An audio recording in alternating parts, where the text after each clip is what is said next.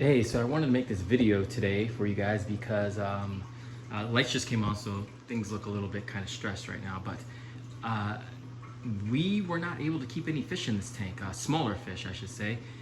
Tang was good, Angel was good, Hippo tank was good, Puffer was good. But we put stuff in like the Anthias, that little chorus wrasse there, and some of the other little fairy wrasse and stuff like that. We put them into the tank, and they wouldn't last. They would disappear. And for the longest, couldn't figure out what was going on. Some would say, inclined to say that like maybe the puffer's going after them and getting them. But I know these green spotted puffers, when they're in the saltwater tank, they're pretty chill with the fish. Even smaller fish, they're pretty well behaved, and even with shrimp, they're pretty well behaved. I haven't had any issues with the green spotted puffers in saltwater tanks. They do pretty well. So what could it be? Could it be what's causing these fish to disappear? We just recently put in a yellow chorus wrasse, about the same exact size, gone within a day. All right. It was getting really frustrated. The customer was getting really frustrated, and had a hunch. There was a blue throat trigger in here. Now, they'll sell you those as reef safe. Well, what does reef safe really mean? This tank was a transfer. This used to be in a 12-foot long. This used to be a 12-foot long system at a previous house. Then moved here, and they downgraded to this smaller tank. But while that 12-foot tank was up, we had a male and a female blue throat trigger in there, and I think the male became very. He changed once that female was in there. Became very, very aggressive, and even when we downgraded him to the system, they just both were going at it. They just weren't getting along at all. So we had to take the female out. So it was just the male. But long story short, the male, for whatever reason, was really aggressive, and he started going after these little fish and eating them, which is so unlike blue throat triggers. I think most people, anybody who's ever kept these fish, they're sold to you as being reef safe, and then they're pretty on the gentler side for trigger fish, which is true. They're not like a clown trigger or some of these other an ungulate trigger, some of these more aggressive triggers.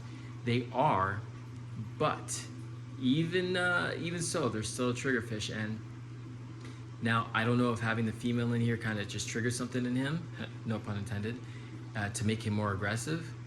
But I know that the behavior of the fish changed once we got a female with him, and just didn't go back to it.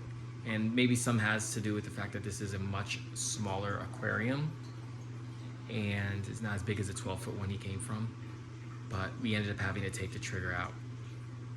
So we're able to now, he was too big for the system, but we're able to now put more appropriate sized fish in this system, which I'm loving. So we got an Anthias addition. We have a chalk bass that we added. We have this little clown clown wrasse right here.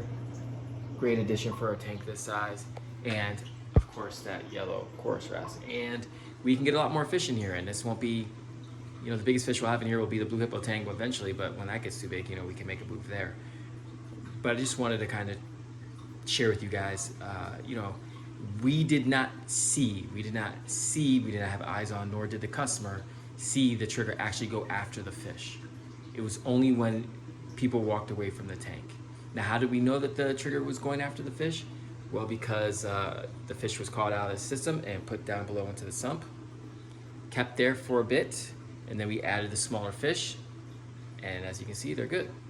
Nobody else is messing with them. Wouldn't be the tangs or anything like that. Everybody's good. Puffer's playing nice with them. So once we realized that these fish stayed in here for a week and they weren't disappeared, we made the connection that was probably a trigger. So we took the trigger out of the sump and brought it back to our shop, and it is currently in quarantine. The other thing I want to kind of show you guys real quick with this tank is this. There is some brown algae on the bottom here and on the rocks, but we are working on that to get that taken care of. So it's a process. It's not going to happen during one service. It's gonna take some time. It's a water chemistry issue. So, but now that we have the trigger out of here, who also I believe was messing with the corals, I'm thinking this is a huge step, and things are going to start looking up. So I'm at the shop now. I just wanted to show you, here is the culprit right here, the trigger hiding amongst these PVC pipes, and he's going to be in this quarantine setup. re-quarantined, even though we know he's good. But you know, you got all can never take chances like that. You know, we're gonna rehome. We want to make sure he's good. And but this little guy right here, ooh, darting around there. Get a better look at him. Tank needs to be cleaned a bit, but there he goes. This little bugger was eating all the small fish in this system, and I'm glad we were able to get him out. I love blue jaw, blue throat triggers. I think they're amazing. I think they're a beautiful fish, but just keep in mind that they can go rogue. I don't know, every fish does have its own personality. They can go rogue, and they can act a fool and then cause a problem like we had today. So I'm very happy we figured it out. Now, it is a bit of a bummer that we weren't able to, we didn't know about the trigger's behavior and that it was eating small fish, because unfortunately, you know, we don't want to see fish get hurt and fish get eaten. That's terrible. It's definitely a learning lesson, and we'll definitely keep an eye on these triggers going, you know, in the future. But like I said, we've never really, like all the triggers, all the blue throat triggers that we've sold in the past, they've been so docile. Anybody who's ever kept them knows that they're pretty docile, pretty chill. Maybe out of the 30, 40 that we've dealt with and sold or have in people's tanks, 2 have gone rogue, 2 have gone bad, and both of those had females in the tank. So I don't know if that has anything to do with it, but it's something to definitely consider. Over here we have some new fish in here, already tilefish. I've already talked about this fish before. Amazing, amazing, amazing, amazing. Great personality. Asmantheus up top. Look at his beauty right there. Whew. Long-nosed hawkfish. Another one of those fish that are like, you know, when they're this size, they're pretty chill. They're not aggressive. They're pretty good fish. They don't bother anybody. But when these things get big, I've seen them in a customer's tank. No joke. Had to be like 8-9 inches long and just fat and round. These things can get big, and when they do get big like that, they can become a problem, especially, you know, going after little fish, you know, anything that will fit in their mouth. Down below, what do we got here? We got some leopard wrasse. Everybody loves the leopard wrasse. I feel bad for them because this is our kind of our entry tank. This is where they come in just to kind of get acclimated and get their first rounds of meds, and these guys like sand, and it's a bit of a bummer, but I don't mean to stress them out, but this is part of the quarantine process. And usually if they can make it through our quarantine process like this, man, these things are hardy and they're good. So get them eating frozen too. Also, this is easier for them to eat frozen with no sand, no rock or anything like that. Sanitary environment. Look at this little baby mini tang over there. So smells so cute. A little bulldog flamehawk. Some purple firefish.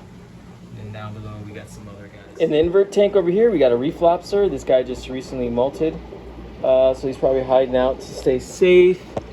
Looks like there's a rock flower anemone in there with him, huh? I don't really recommend having these guys in your tank unless you're going to do like a species only tank, just because like you'll have them in a reef aquarium, you'll never see them.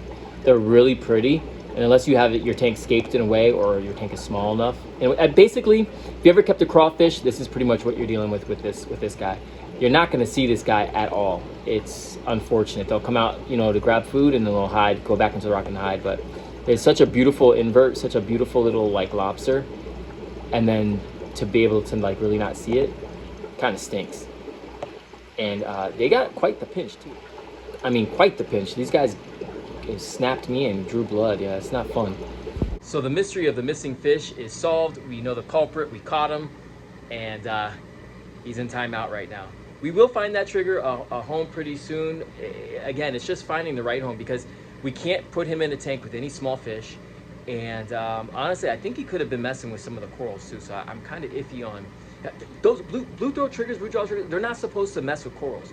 I just think he's belligerent. I think he's just kind of being mean, and he's got something going on. I think the female did something to him, and he got his whatever fish testosterone going, and now he's trying to be all like trying to show out and all that. But don't worry about it. We're gonna find him a home with more aggressive fish that can handle themselves. I will make an update on that, because that's gonna be interesting to see, to be able to place this fish. And we're gonna put him in a system where he's not gonna be the biggest, baddest thing in there. Wait for that. All right, thank you guys so much for watching. Have a good one.